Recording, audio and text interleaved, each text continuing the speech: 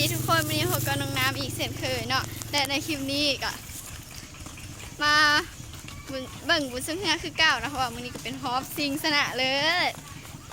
ซิงเอาขันนั่นเองเนาะทุกคนเนาะได้ไปหับส้มอย่าลืมกดไลค์กดแชร์แล้วก็กดซับสไครต์เพื่อเป็นกำลังใจให้น้องน้ำได้สร้างสรรค์ผลงานใหม่ๆออกมาเนาะขาสั้นถ้าให้บุญยาแล้วเขาก็ไปหับส้ม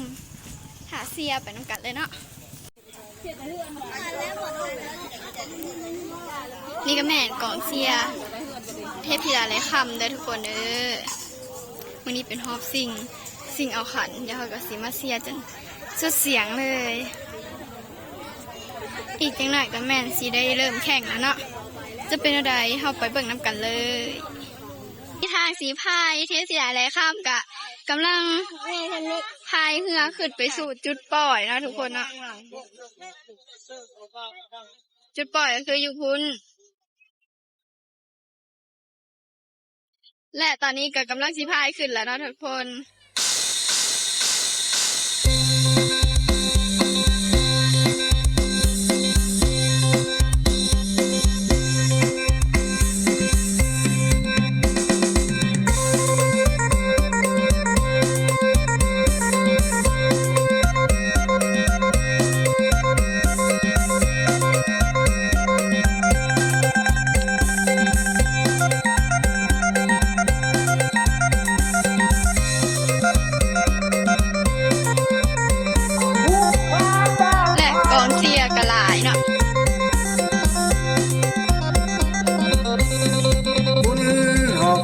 ปีนี้ม่วนแท้เด้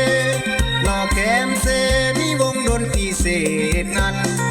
จังแม่นม่วนเสียงตู้ดังสนั่นวงดนตรีเสพงันคือบ่าวนาทานยกลอ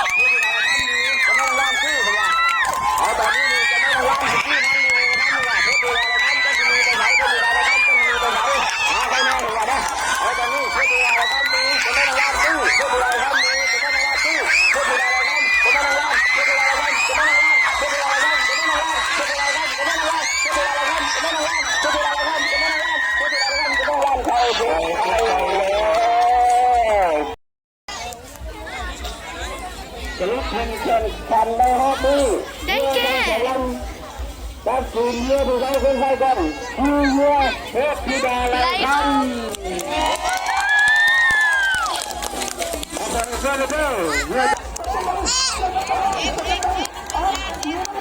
มาแล้วทุกคน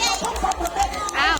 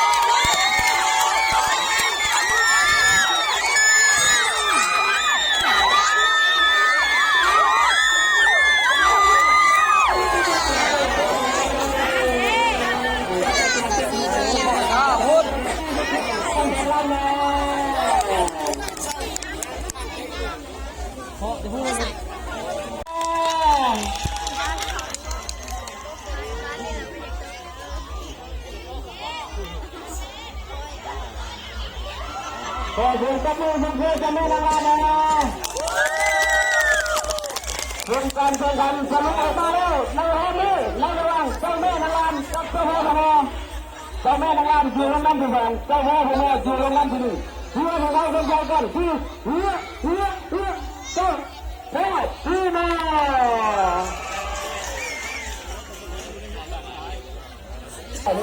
ต่อมาคู่ที่3ก็คือ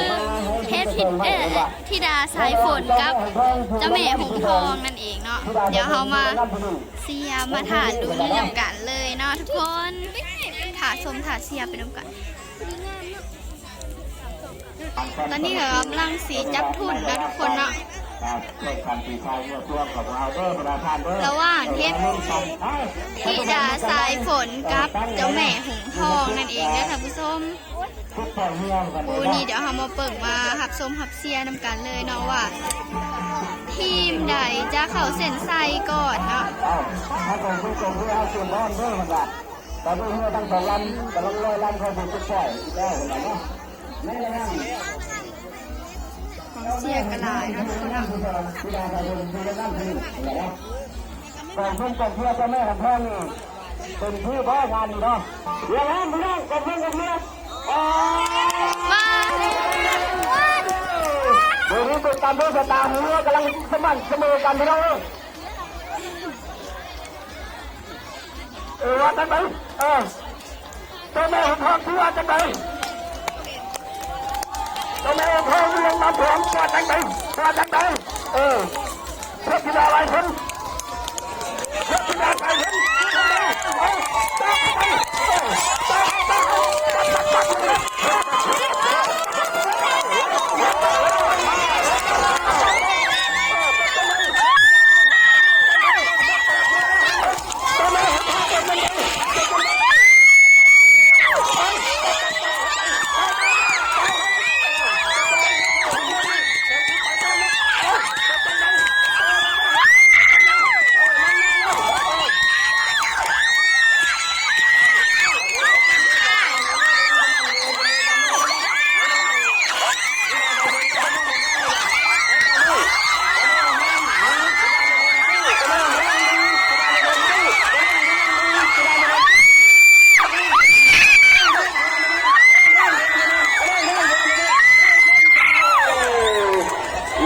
กรรมการจับชุดอีกแล้วพี่น้องรอบนี้กรรมการจับชุดอีกแล้วคอยว่ามองเด้อเป็นว่าให้กับแม่ทางกรรมการนะทุกคน เพื่อน เนาะ หัวนะกรรมการนะรอบนี้นะจะใส่หัวให้ลงมาแล้วเพื่อที่เขาเป็นใครกันเพื่อเจ้าแม่หงส์ทองอ้าวเจ้าแม่หงส์ทองเจ้าแม่หงส์ทองเขาก่อนสวัสดีจ้ะเจ้าแม่หงส์ทองเป็นผู้ชนะเด้อทุกคนเมื่อกี้นี่ผู้ต่อมาก็คือโอ้ดูเดือดแทงนอนทุกคนระหว่างที่ด่าเลยคำกับเจ้าพ่อผู้มอนั่นเองเจ้าพ่อผู้มอกับแม่เจ้าภาพเนาะเดี๋ยวเขากสิมาหับส้มหับเสียนำกันเลย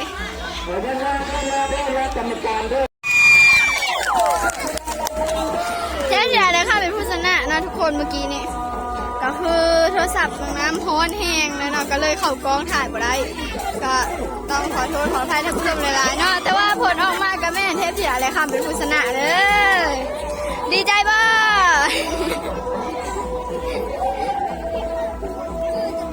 มาเร็วขอเสียงปรบมือเพื่อนๆที่ได้อะไรครับนะ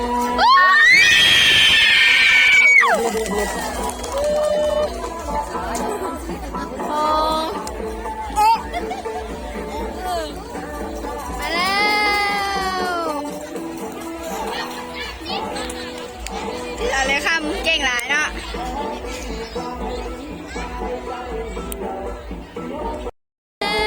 ดีใจอย่าได้คำเก่งหลายเนาะปรับ10เฮ้ยปรับ100เนาะทุกคนตอนนี้กัน